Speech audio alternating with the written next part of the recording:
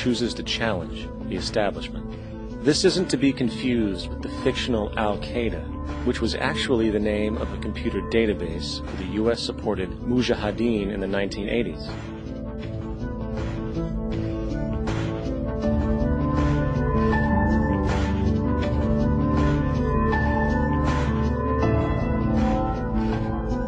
In 2007, the Department of Defense received $161.8 billion for the so-called global war on terrorism. According to the National Counterterrorism Center, in 2004, roughly 2,000 people were killed internationally due to supposed terrorist acts.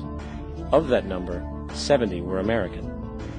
Using this number as a general average, which is extremely generous, it is interesting to note that twice as many people die from peanut allergies a year than from terrorist acts. Concurrently, the leading cause of death in America is coronary heart disease, killing roughly 450,000 each year. And in 2007, the government's allocation of funds for research on this issue was about $3 billion. This means that the U.S. government in 2007 spent 54 times the amount for preventing terrorism than it spent for preventing a disease which kills 6,600 times more people annually than terrorism does. Yet, as the name terrorism and Al-Qaeda are arbitrarily stamped on every news report relating to any action taken against U.S. interests, the myth grows wider.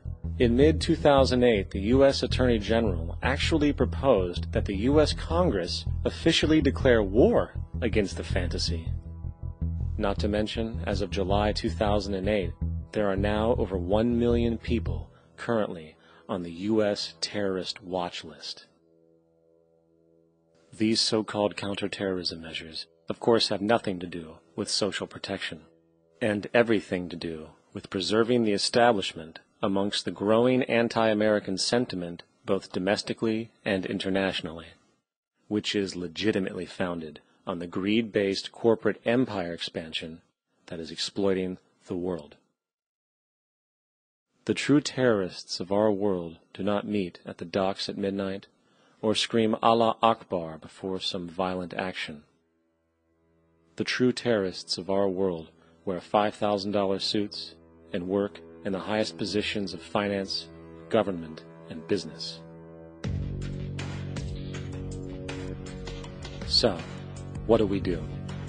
How do we stop a system of greed and corruption that has so much power and momentum?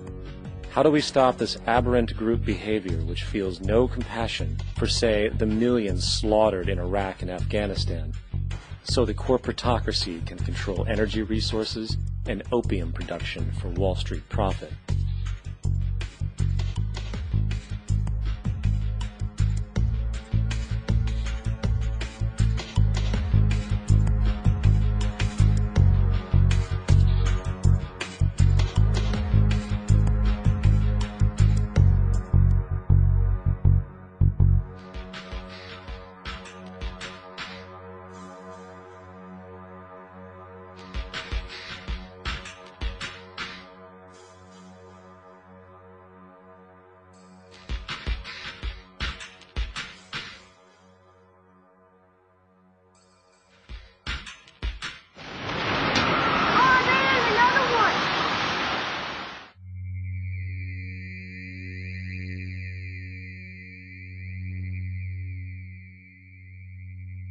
How do we stop a system of greed and corruption that condemns poor populations to sweatshop slavery for the benefit of Madison Avenue?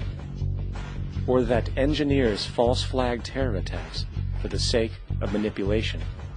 Or that generates built-in modes of social operation which are inherently exploitative? Or that systematically reduces civil liberties and violates human rights in order to protect itself from its own shortcomings? How do we deal with the numerous covert institutions, such as the Council on Foreign Relations, the Trilateral Commission, and the Bilderberg Group, and other undemocratically elected groups which, behind closed doors, collude to control the political, financial, social, and environmental elements of our lives? In order to find the answer, we must first find the true underlying cause. For the fact is, the selfish, corrupt, power and profit-based groups are not the true source of the problem. They are symptoms.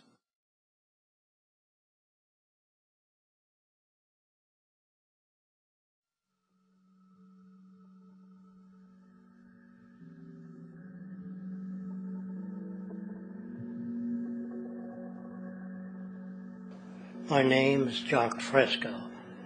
I'm an industrial designer and a social engineer.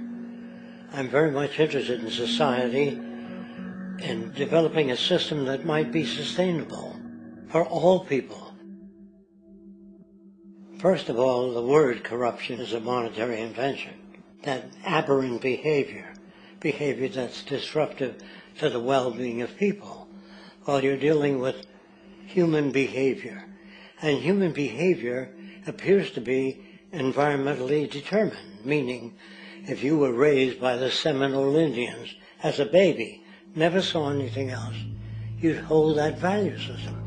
And this goes for nations, it goes for individuals, for families. They try to indoctrinate their children to their particular faith and their country and make them feel like they're part of that. And they build a society which they call established. They establish a workable point of view and tend to perpetuate that, whereas all societies are really emergent, not established. And so they fight new ideas that would interfere with the establishment. Governments try to perpetuate that which keeps them in power. People are not elected to political office to change things. They're put there to keep things the way they are. So you see, the basis of corruption is in our society. Let me make it clear.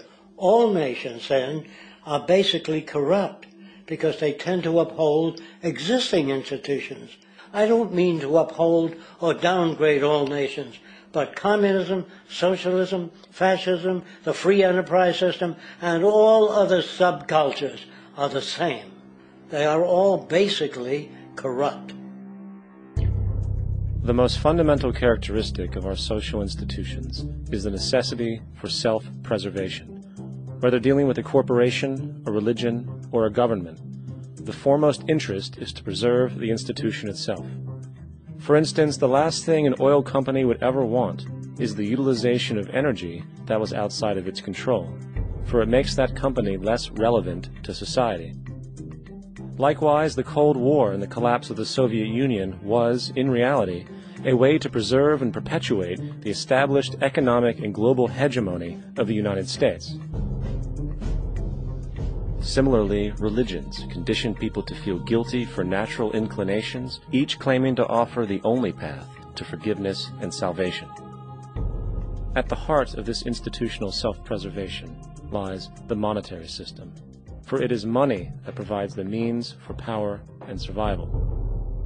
Therefore, just as a poor person might be forced to steal in order to survive, it is a natural inclination to do whatever is needed to continue an institution's profitability.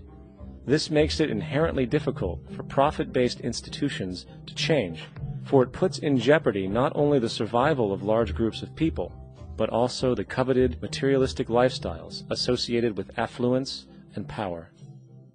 Therefore, the paralyzing necessity to preserve an institution, regardless of its social relevance, is largely rooted in the need for money or profit.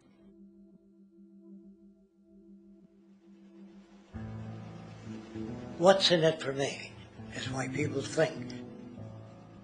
And so if a man makes money selling a certain product, naturally he's going to fight the existence of another product that may threaten his institution. Therefore, people cannot be fair, and people do not trust each other. A guy will come over to you and say, I got just the house you're looking for. He's a salesman. When a doctor says, I think your kidney has to come out, I don't know if he's trying to pay off a yacht or whether my kidney has to come out. It's hard in a monetary system to trust people. If you came into my store and I said, this lamp that I've